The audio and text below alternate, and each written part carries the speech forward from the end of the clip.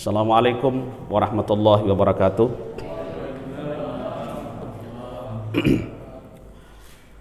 Alhamdulillahi rabbil alamin.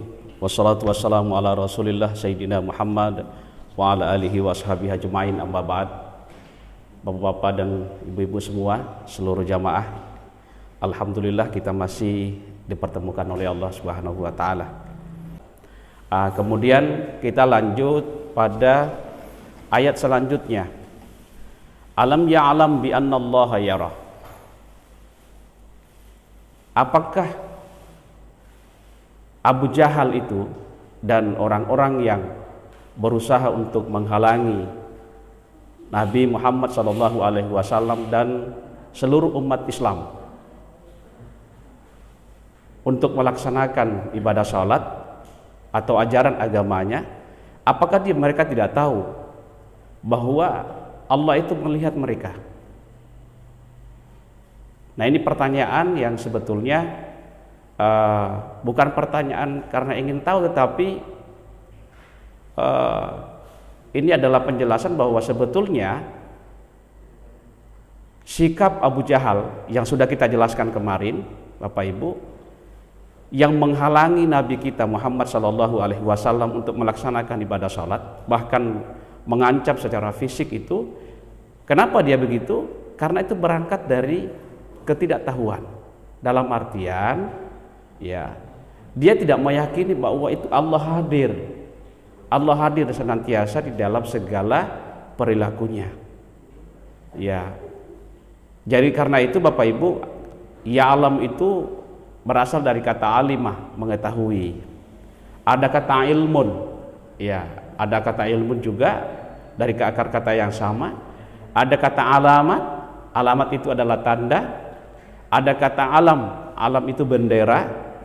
Ya, ilmu itu adalah sesuatu pengetahuan yang sudah jelas. Ya, pengetahuan yang sudah jelas. Jadi Abu Jahal melakukan itu karena dia tidak memiliki kesadaran, pengetahuan dan kesadaran bahwa Allah itu senantiasa mengetahui dan melihat apa yang dia lakukan. Bapak Ibu semua yang saya hormati, kalau orang itu sudah mendapatkan pengetahuan, paling tidak dia bisa mengekspresikan pengetahuan itu melalui untaian kalimat-kalimatnya. Jadi apa yang kita tahu, pengetahuan yang kita miliki, biasanya kita kemukakan dalam bentuk kalimat pernyataan-pernyataan. Tapi pengetahuan yang lebih baik lagi adalah pengetahuan yang bisa mengantar kita atau bisa melahirkan dari kita amalan-amalan atau perilaku-perilaku yang baik. Nah, ini yang pengetahuan yang sesungguhnya. Kalau masih hanya seputar kata-kata saja, ya itu sudah menjadi pengetahuan juga, tetapi itu belum sempurna. Pengetahuan yang sempurna adalah ketika di dalam diri kita itu sudah melahirkan bukti nyata, baik perilaku maupun tutur sapa kita. Ya, sebagaimana yang sering kita lihat, yang sering kita tahu bahwa al-ilmu bila amalin, ilmu tanpa amal itu bagaikan pohon yang rindang yang tidak berbuah. Sudah lama-lama kita tanam, kita pupuk, waduh, kok nggak berbuah gitu. Kan agak kecewa kita, Pak. Kecewa kita.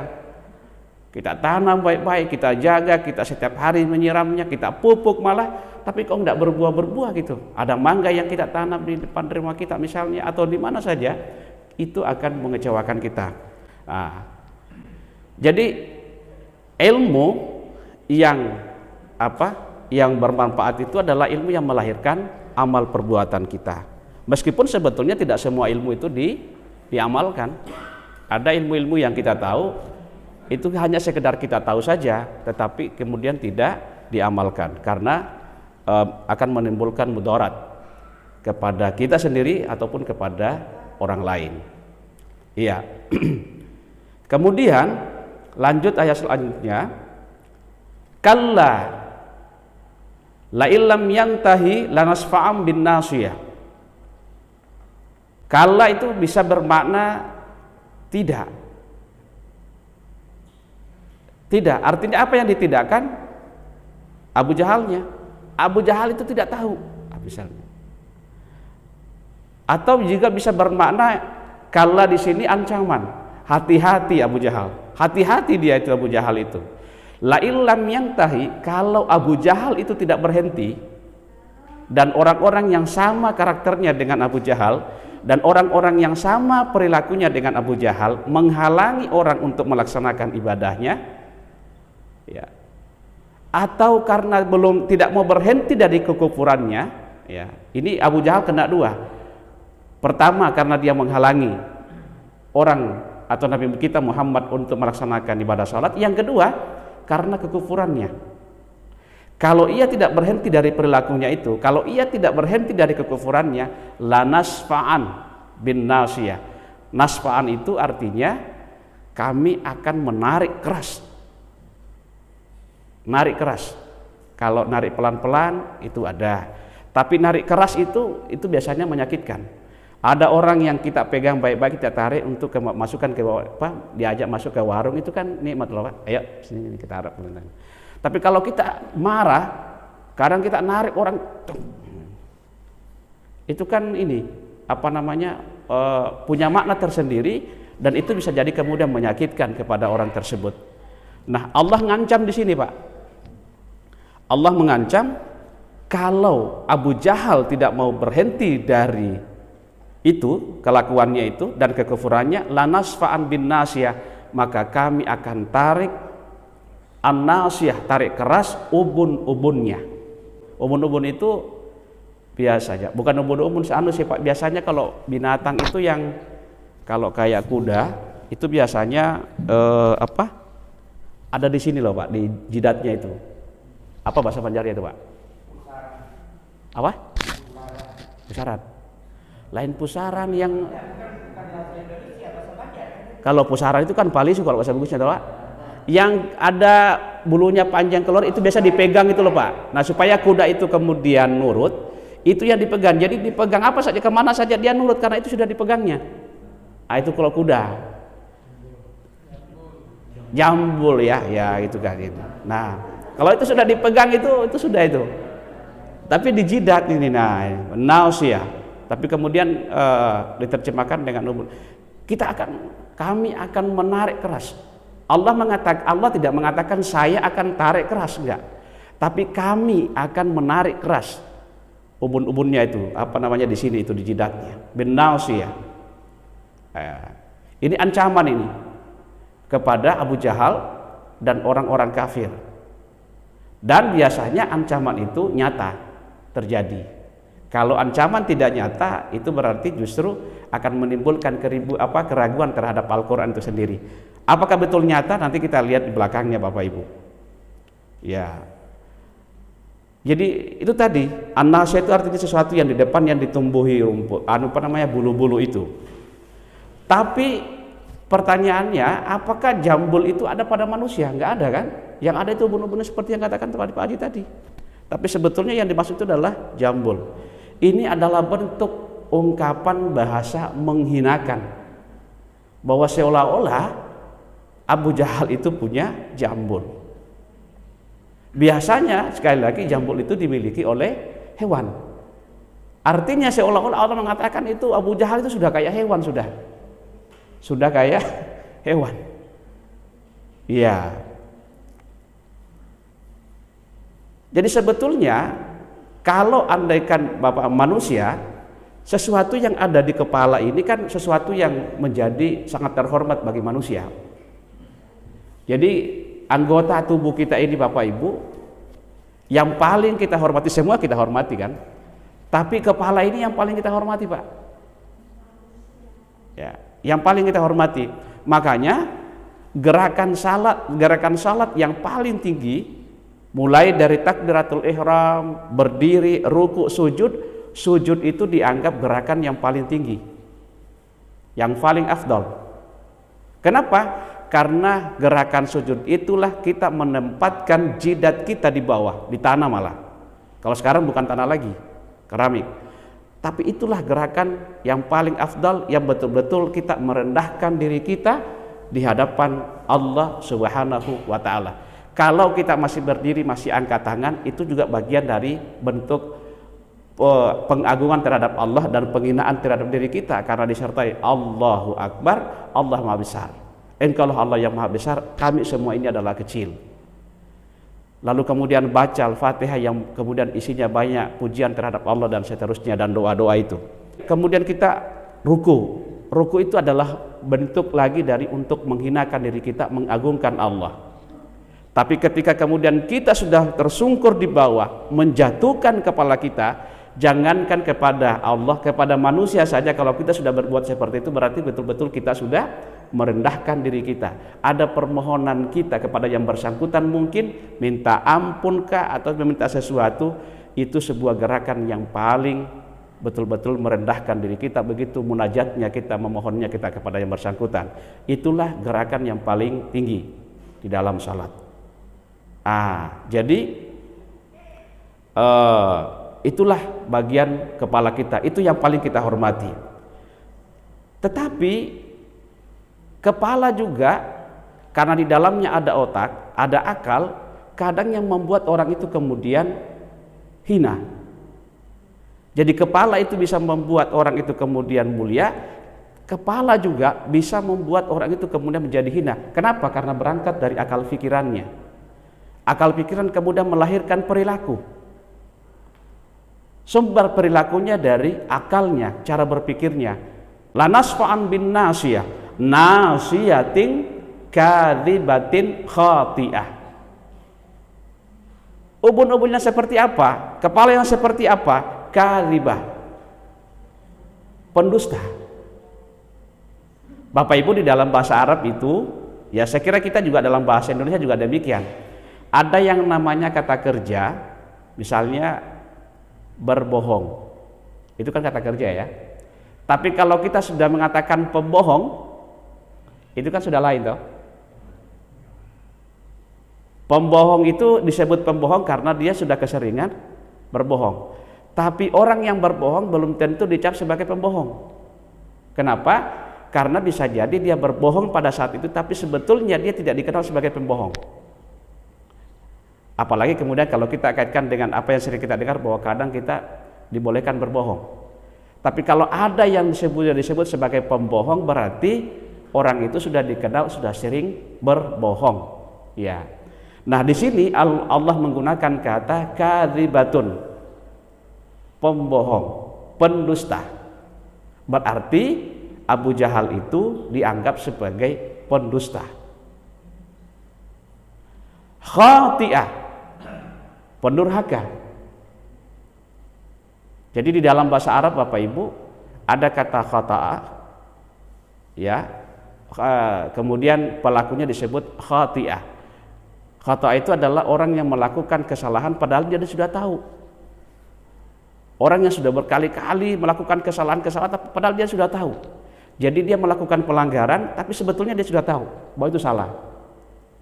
Sudah berkali-kali juga diberitahu. Tapi kalau ada satu kata namanya akhta'ah. Akhta'ah yukhti'u, pelakunya disebut mukhti'. Itu adalah orang yang melakukan kesalahan karena kekeliruan. Bukan sesuatu yang disengaja, tapi karena kekeliruan, kelengahan dan sebagainya. Yang disanksi oleh Allah adalah yang khati'ah itu, yang orang yang senantiasa berbuat kesalahan padahal dia sudah tahu itu adalah salah. Tapi kalau ada orang yang berbuat kesalahan karena kekeliruan, karena tidak disengaja, itu tidak disanksi oleh Allah Subhanahu wa Ta'ala. Makanya ada hadis Nabi mengatakan, manijtahada, siapa ulama kita yang berijtihad, berpikir serius sungguh-sungguh untuk melahirkan hukum terhadap persoalan yang dialami oleh umat Islam di masyarakat, wa asaba, dan ternyata kemudian ijtihadnya itu benar, falahu ajrani, maka sang ulama tadi itu mendapatkan 2 jalan pahala. Pahala pertama karena dia berijtihad, pahala kedua karena ijtihadnya benar. Sang ulama mengatakan ini haram, ternyata keputusannya mengatakan haram itu ternyata benar, maka sang ulama tadi mendapatkan pahala. Kalau benar, jadi dua pahala, bukan dua pahala, tapi dua aliran pahala, dua sebab pahala. Pahala pertama adalah karena berijtihad, memikirkan hukum untuk masyarakat Islam. Yang kedua, karena ijtihadnya benar. Tapi wa man ijtahada, ya, fa akhta'a. Nah, menggunakan kata akhta'a, bukan fa khati'a. Kalau khati'a itu kan berarti ini. Tapi Nabi mengatakan menggunakan kata fa akhta'a. Ternyata ijtihadnya itu keliru, maka sang ulama tadi mendapatkan satu sebab pahala, yaitu pahala berijtihad. Karena dia keliru, tidak dikasih sanksi oleh Allah, tidak dikasih dosa. Kenapa? Karena dia tidak sengaja. Kalau dia sengaja, ya iya, kena. Tapi kalau dia tidak sengaja, ternyata pendapatnya itu tidak benar, keliru, maka sang ulama tadi tidak mendapatkan dosa dari Allah. Nabi menggunakan kata akhta'a, bukan khati'ah. Ya. Jadi Allah menggunakan kata ini karena ubun-ubunnya ini tadi yang apa namanya? Pendurhaka ini. Ya. Nasiyatin kadzibatin khati'ah. Abu Jahal ketika mendengarkan ayat ini, diperdengarkan kepada Abu Jahal, dia balik ngancam kepada Nabi. Muhammad, kamu tidak tahu kah? Kamu kan sudah lihat, saya ini banyak pengikut loh ini. Saya di sini paling banyak pengikut saya di Makkah di sini. Kamu ngancam saya seperti itu.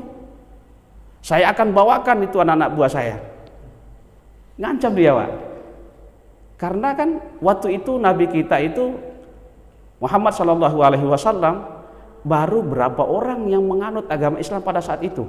Ini tidak mungkin ancaman ini dari Nabi. Pasti dari wahyu dari Allah Subhanahu wa taala. Ngancam Abu Jahal yang waktu itu justru memiliki pengikut yang luar biasa, memiliki banyak preman pada saat itu. Tapi karena ini datangnya dari Allah, Rasulullah harus menyampaikan itu. Lanas fa'am bin nasiyah, maka kami akan tarik keras ubun-ubunnya itu. Abu Jahal mendengar itu balik nantang, iya saya akan ajak itu. Maka Allah kemudian balik menantang lagi melalui ayat fal yad'u nadiya, silakan dia panggil anak-anak buahnya itu, silakan dia panggil fal yad'u nadiya, ya sanad'u zabaniya, maka kami akan memanggil malaikat zabaniyah. Malaikat zabaniyah itu Bapak Ibu di dalam tafsir disebutkan itu adalah malaikat yang tugasnya mendorong orang jatuh ke dalam jurang neraka. Jadi kalau sudah diputuskan bahwa orang itu akan masuk neraka, maka tugasnya zabaniyah itu dorong. Itu aja kerjanya.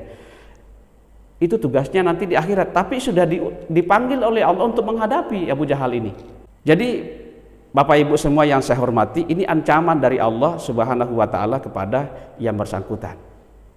Lalu kemudian kita lanjut. Ya. Kalla la tuti'hu wasjud waqtarib. Muhammad, la tuti'hu. Kalla, dia tidak akan mampu.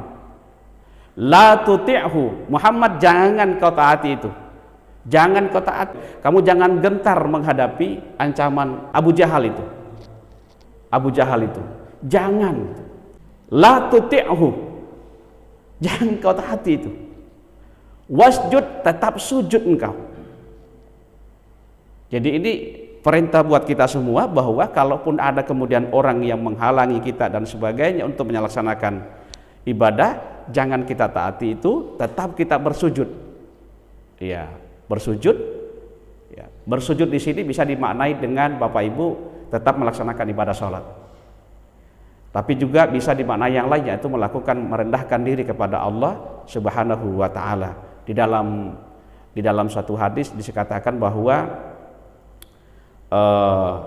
aqrabu ma yakunul abdu mir rabbih wa huwa sajidun.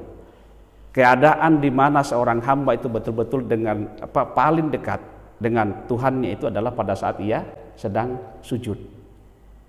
Jadi kalau kita sholat Bapak Ibu, ada hajat kita, ada namanya sholat hajat. Sholatlah kita Bapak Ibu.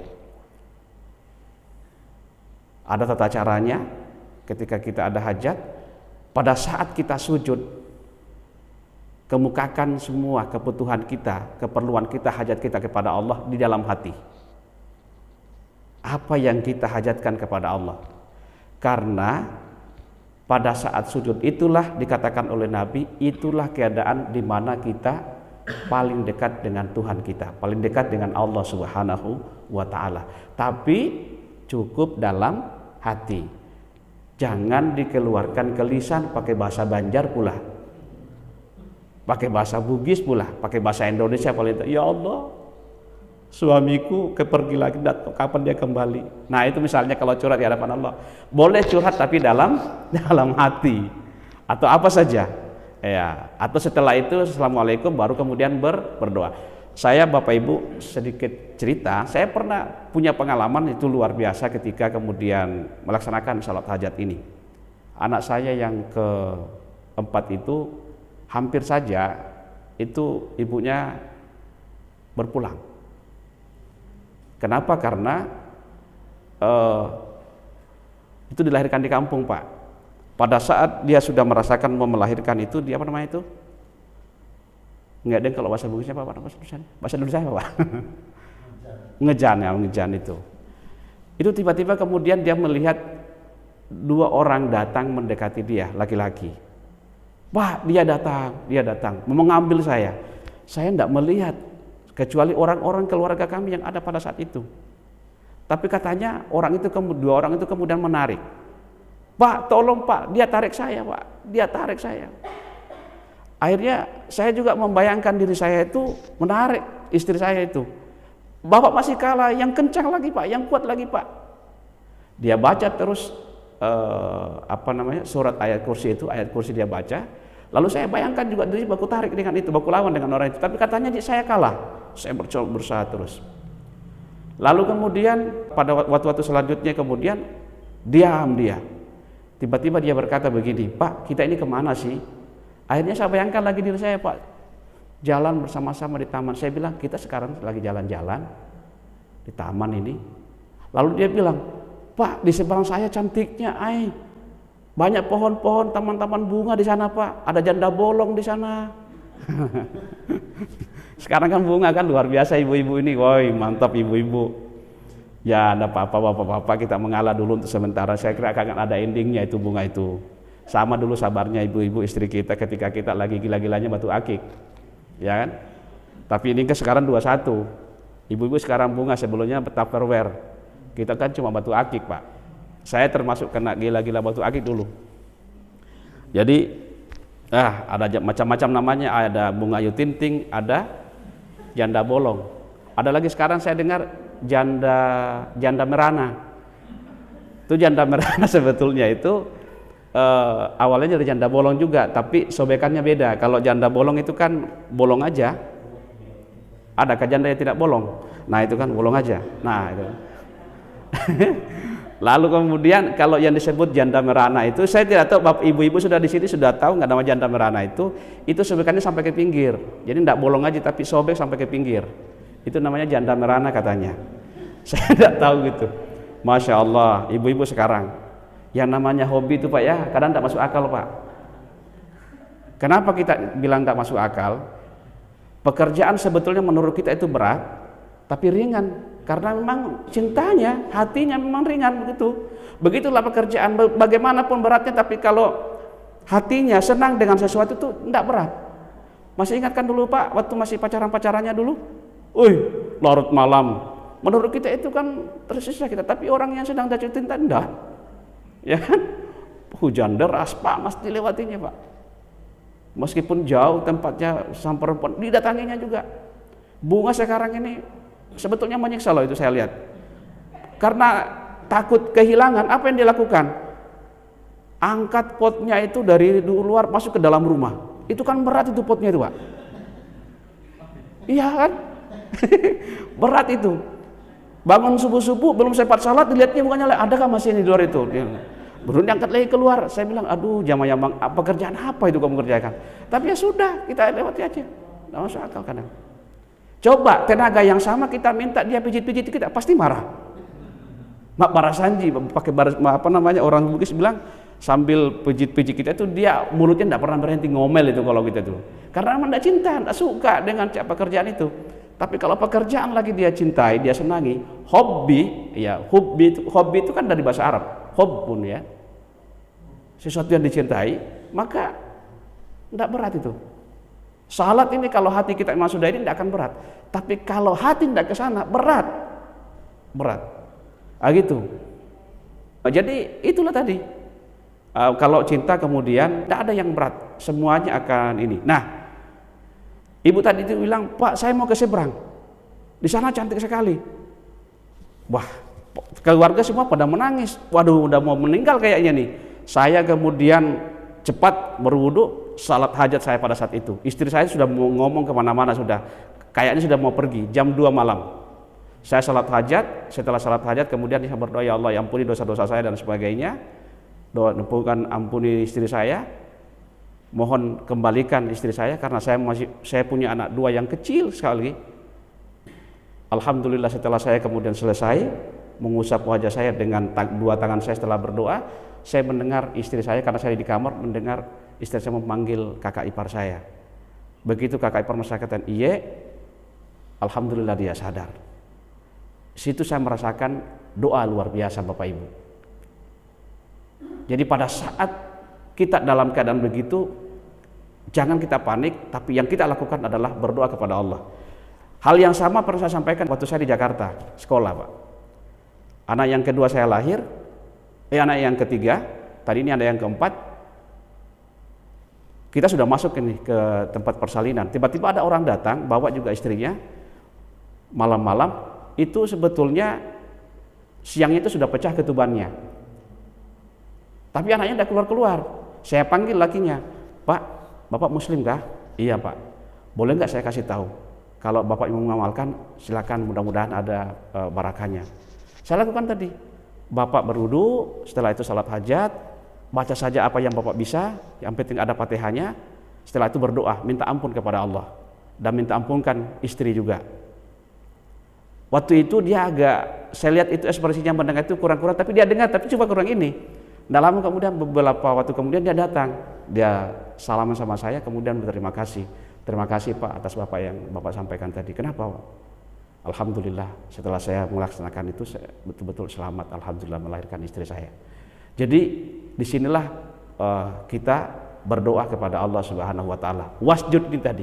Pada saat kita bersujud, disitulah kita mengambil kesempatan untuk memanfaatkan momen itu untuk meminta kepada Allah Subhanahu Wa Taala. Wasjud waqtarib. Waqtarib itu artinya apa? Dekatkan dirimu kepada Allah Subhanahu Wa Taala. Nah ini yang menarik Bapak Ibu. Di awal surah ini, surah Al-Alaq ini, kita kan disuruh membaca. Masih ingat? Sudah lama pertemuan kita yang lalu. Iqra bismi rabbik. Bacalah dengan nama Tuhanmu. Lalu kemudian akhir dari surah ini adalah wasjud waqtarib.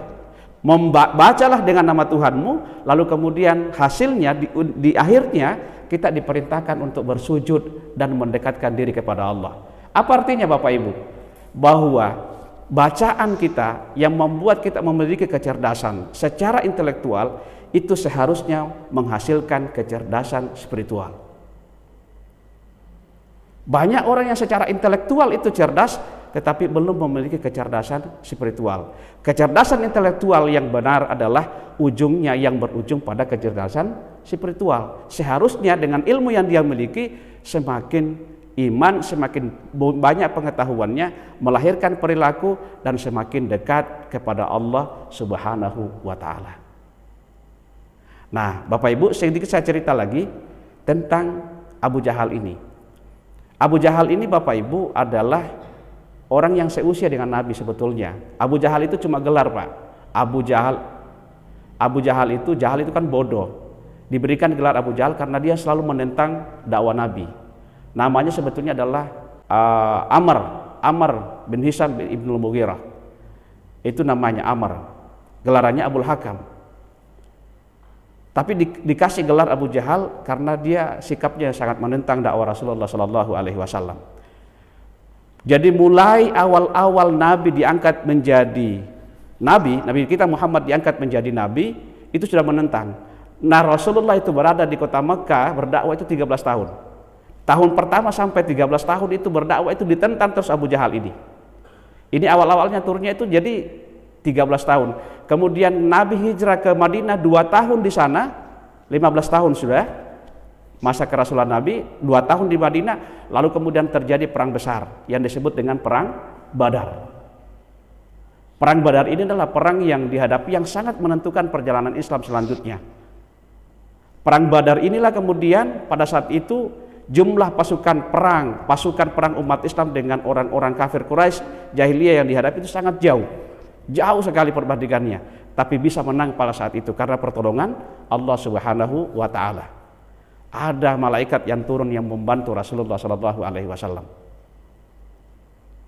Lalu kemudian pada saat itu ada sekitar 70 orang pemuka Arab jahiliyah yang tewas pada saat itu, termasuk Abu Jahal ini. Abu Jahal ini awalnya dihadapi oleh 2 orang pemuda Madinah pada saat itu. Dia bertanya kepada orang, yang mana sih namanya Abu Jahal itu? Didatanginya kemudian diserang. Lalu kemudian tersungkurlah Abu Jahal.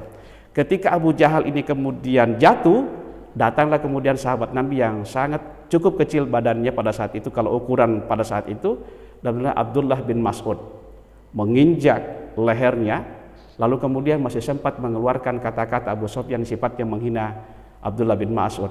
Lalu kemudian dipenggal lehernya, lalu ditariklah kepalanya di hadapan Nabi.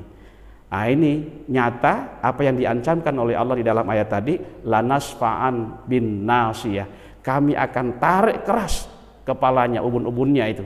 Dan itu terjadi. 15 tahun kemudian terbukti ayat ini Bapak Ibu, bahwa itu akan terjadi.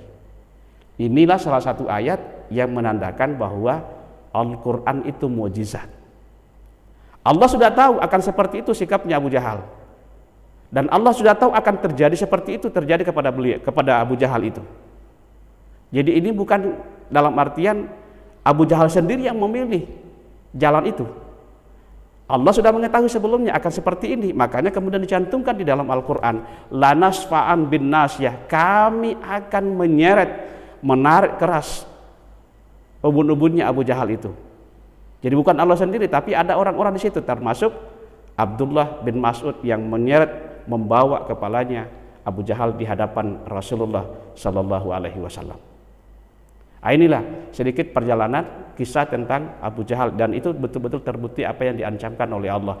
Tapi 15 tahun kemudian baru terbukti, karena ayat ini turun di Makkah awal-awal, lalu kemudian beliau hijrah ke Madinah, 2 tahun di Madinah baru terjadi perang, berarti 15 tahun.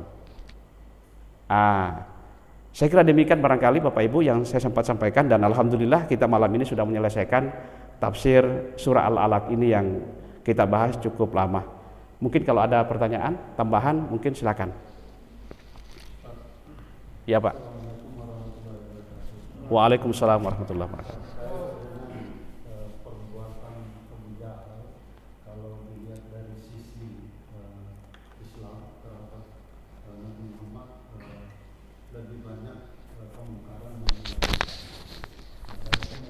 Bismillah. Hari ini bisa kita lihat secara nyata. Alhamdulillah. Kita tahu bahwa Jokowi itu adalah Presiden Republik Indonesia. Kita tidak bisa menghindar dari itu, dan kita tidak bisa memungkiri itu.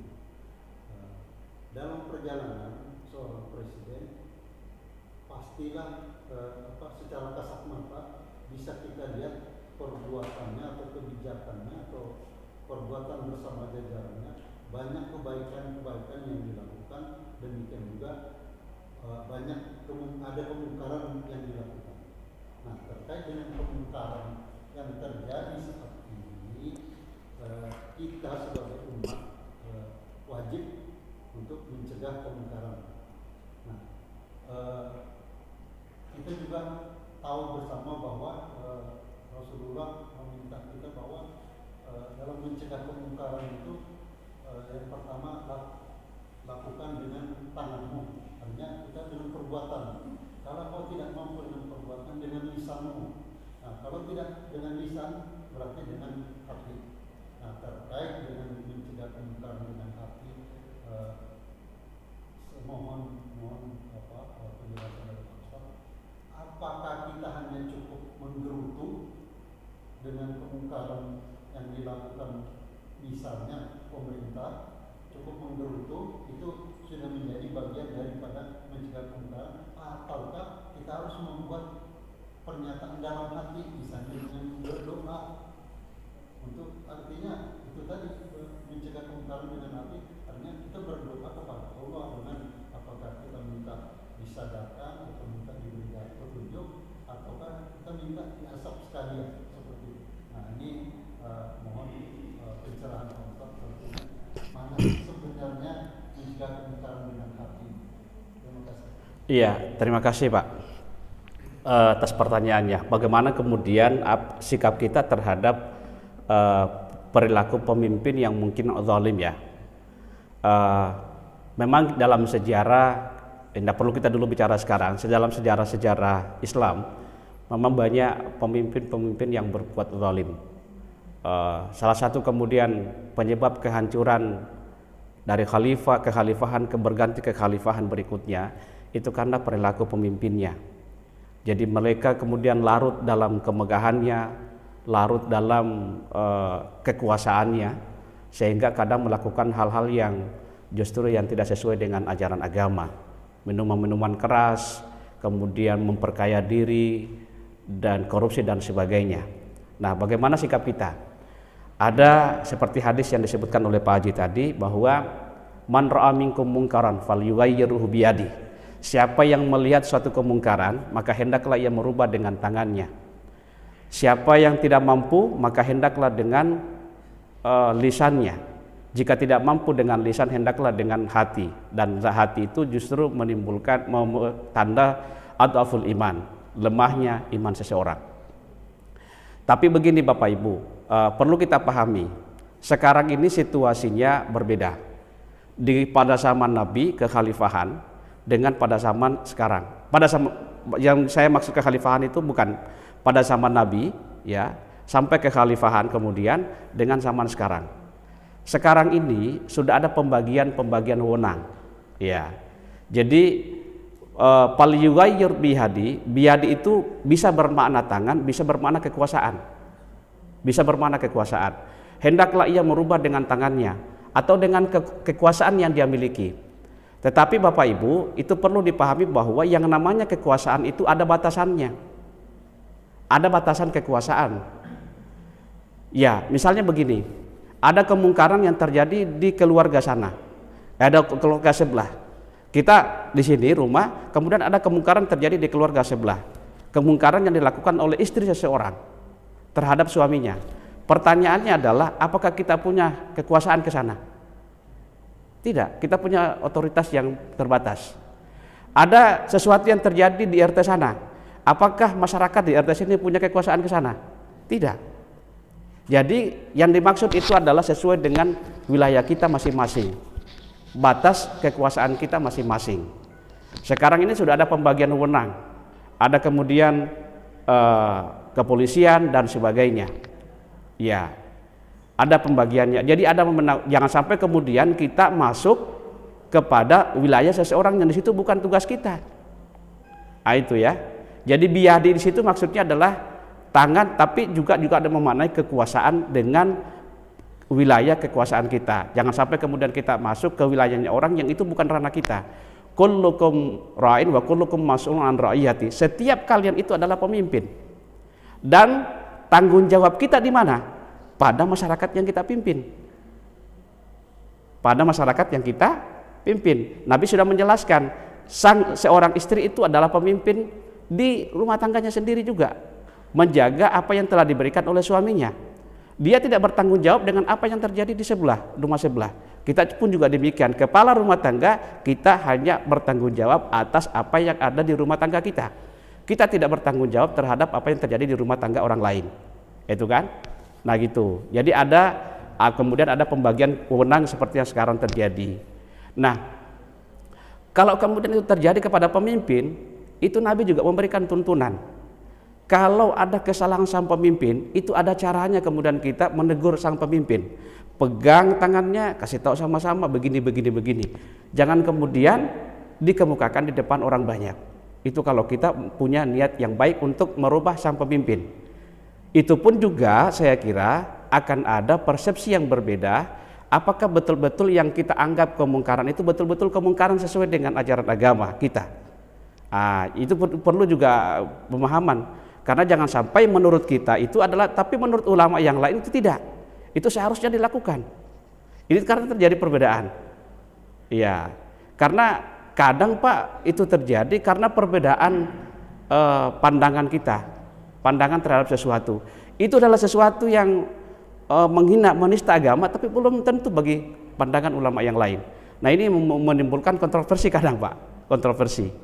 Jadi ada caranya kemudian kita harus menyampaikan itu. Jadi pegang tangannya. Lalu kemudian ada hadis Nabi, mungkin saya sudah pernah sampaikan di sini. Unsur akhaka zaliman aw madluman. Tolonglah saudaramu, baik yang berbuat zalim maupun yang dianiaya. Para sahabat bertanya, ya Rasulullah, kalau kita menolong saudara kita yang teraniaya itu saya sudah paham. Tapi bagaimana menolong saudara kita yang berbuat aniaya, yang zalim itu? Dia kan zalim, masa kita terbantu?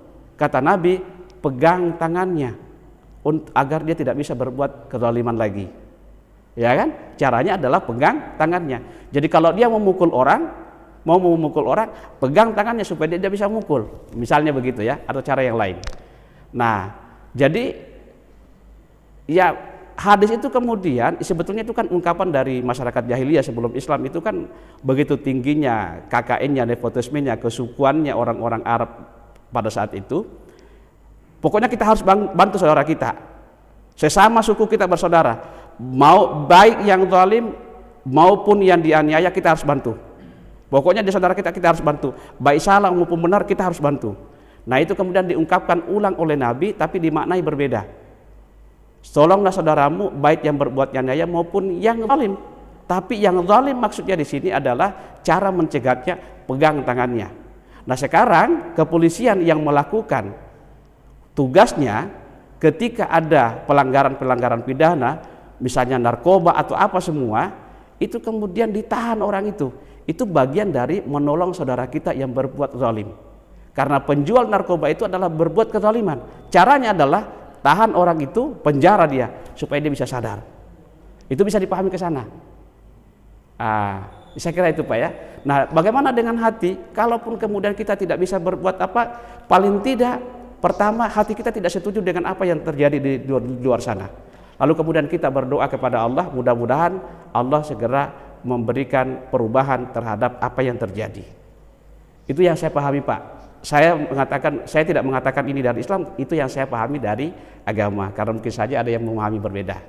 Itu yang saya pahami. Ya. Jadi cara menegur itu adalah, saya kira begini Pak. Maaf ini, kalau ada yang ketua masjid di sini. Ada sesuatu yang perlu diperbaiki dari masjid misalnya. Lalu kemudian diungkap di halayak. Kira-kira bagaimana sikapnya itu ketua masjid? Kalau diungkapkan kekurangan-kekurangan itu. Tapi kalau kita dekati ketua masjid, kita ngomong baik-baik, kita berdua saja, face to face, 4 mata, kan lebih menerima mungkin.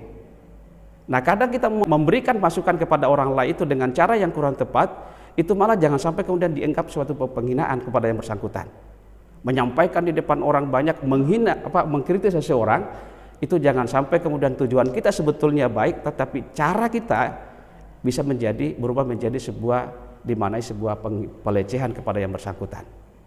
Apalagi pemimpin yang tadi kita bilang bahwa ada sesuatu yang manfaat yang dilakukan, kalaupun kemudian ada yang keliru, cara menegurnya ada adabnya. Yang juga dari tuntunan Nabi kita Muhammad SAW. Gitu. Ada caranya. Ya enggak usah aja jauh, enggak usah presiden kah, ketua masjid, ketua RT apa semua. Kalau ada ketua RT yang kita kemukakan kekeliruannya, kesalahannya di depan rapat umum, itu biasanya dia melawan. Dia melawan bukan karena secara substansinya yang kita pesan dia tidak terima, tapi cara kita mungkin yang ini sehingga dia ini tidak bisa menerima dengan baik. Nah, efektifnya kita lihat bagaimana kemudian usulan kita itu bisa gol, perlu dengan cara yang lebih baik. Nah, golnya ini yang penting, Pak. Kalau perlu pakai gola sedikit. Maaf ya, gola itu dengan gola itu dalam bahasa Bugis itu gula. Ya kan? Ya, gol dengan gola kan salah beda sedikit saja, Pak. Hanya beda huruf satu, A, gola, gol. Untuk bisa menggolkan pakai gola dulu, gula, memanis, puji-puji dan sebagainya kan. Gola-golai dulu, angkat-angkat dulu, sanjung-sanjung dulu. Baru kemudian dikemukakan apa yang kita mau.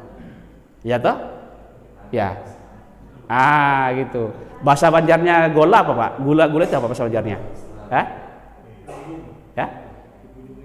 Ya dipujungi, ya pujungan. Nah, pujungan. Nah, Bapak ini pujungan, diangkat-angkat, jauh sudah, Pak. Kadang orang tahu kelemahannya orang itu. Pujungan itu beliau itu pujung aja dulu. Nah, atau kekurangannya dari istrinya juga diangkat-angkat. Memang suaminya tidak bisa kita masuki lewat istrinya. Nah, itu juga kadang. Itu. Jadi caranya begitu, ada adabnya. Itu. Ini terobosan luar biasa, kemarin Menteri Agama diganti dengan orang yang masih sangat muda sekali, kelahiran 75 itu Menteri Agama itu. Ya mudah-mudahan terhindar dari hal-hal yang selama ini banyak menimpa kasus ini. Karena kalau Menteri Agama yang kena kasus itu kan beda kalau menteri yang lain. Wah itu, ya kan Pak? Wah, ya kalau ada lagi yang mana Pak? 1 menit lagi. Tidak ada lagi? Jadi Bapak Ibu semua yang saya hormati, kesimpulan dari surah Al-Alaq yang kita baca ini sudah cukup lama Bapak Ibu. Pertama kita diperintahkan untuk selalu belajar dan belajar, menambah pengetahuan kita.